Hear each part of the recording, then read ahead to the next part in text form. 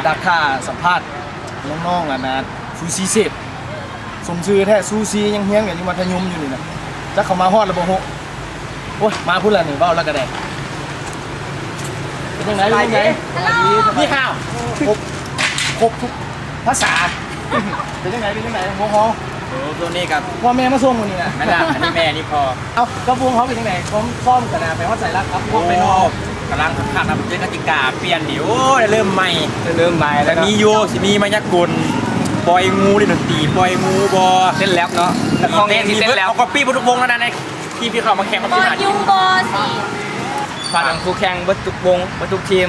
ทั้งเบิร์ด14ทีมเนาะพวกเขาบูบาวอินดี้ซูซีเทพเตรียมตัวมาอย่างดีแล้วเรามองได้มีเบิร์ดได้เจอกลุ่นเต้นพี่เจอได้โลดครับการแสดงอันตื่นตาตื่นใจได้พบกันแน่นอน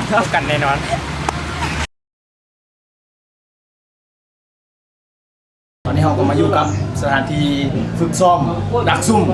ของวงเขาเนี่ยเสียงแคนกำลังซ้อมกันเลยอยู่ในห้องซ้อมเดี๋ยวเขาเข้าไปเบิ่งกันว่าเขาจะซ้อมเป็นยังไงกันแน่ไป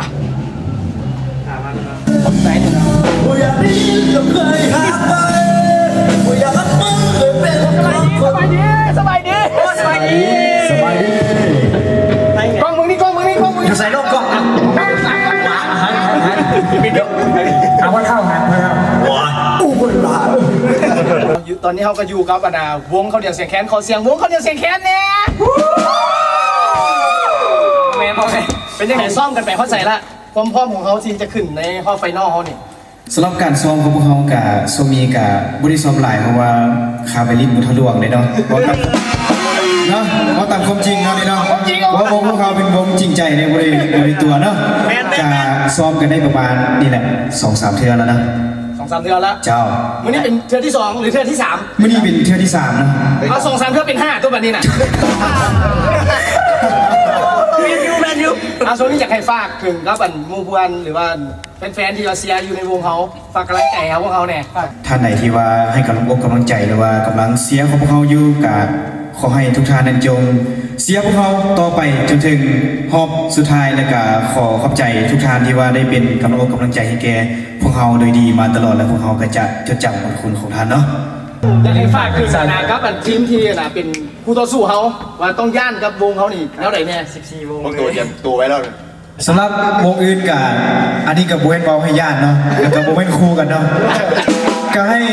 เหตุการณ์บ้านมาให้ดีที่สุดได้เนาะเพราะว่าเทื่อนี้พวกเขากับเตรียมพร้อมมาดีสุดได้เนาะเกินว่าขั้นสูงสุดขีดสูงสุดของพวกเขาแล้วเนาะมีสำหรับพวกเขาจกออกมาเมื่อเงินบ่มีห้องซ้อมมันก็ได้ติดหนี้ไว้เนาะนี่คือความใจของพวกเขาเนาะมีเงินจะได้เงินรางวัลมาจากซี่มาจ่ายห้องซ้อมก็เป็นอย่างเนาะบัวเป็นไรนะความมวลความซื่นของวงเขาเดียวเสียงแคนฝากไว้เป็นกระดาษในหัวใจดวงน้อยๆของทุกท่านกับวงนี้เนาะซอยเสียสองนี้กับปิดท้ายโดยการให้ทุกคนนี่ได้โซสีไม้ลายมือความน่าฮักของวงเขาเดียวเสียงแคนให้ทุกคนได้เบิ่งกันแล้วก็อย่าลืมวันที่26วันเสาร์หรือวันอาทิตย์นี่แหละไปเสียกันได้ที่บอกว่าทำชื่อว่าอะไรกันวิธีก่อนไงงงอยู่ตอนนี้ไปเลยครับเขาเดียวเสียงแคน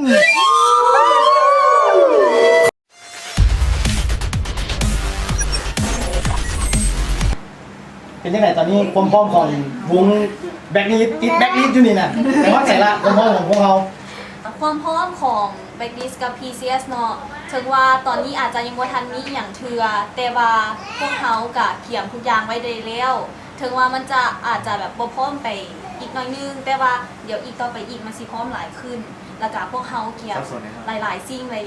ยๆอย่างอุปกรณ์ก็เกี่ยมได้แล้วเพลงกับเริ่มที่จะตัดได้แล้วเพลงอีกหน่อยนึงเนาะเริ่มพร้อมกันเนาะกะมื้อนี้อาจจะบ่ครบเพราะว่าทุกคนกับคาเรียนงานเดย์แต่ว่าสุดท้ายแล้วพวกเขากับพร้อมแน่นอนมีความพร้อมแน่นอนตั้งใจกับฮอบไฟนอลนี้หลายที่สุดฝากถึงคู่แข่งทุกทีมทุกวงเนาะที่ผ่านเข้ารอบมา15 ทีมนั้นบ่ต้องยากพวกเขาดอกเพราะว่าพวกเขายังบ่พร้อมอย่างเลยพวกเขามีความแบลในตัวใส่แบล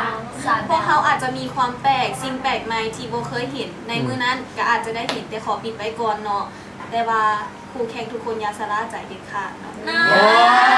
เขาจะมาเผาเวทีเนาะโอ้เวทีเผาไม่ได้เพราะว่าเขาโชว์เขาจะมาพร้อมประกาศนะ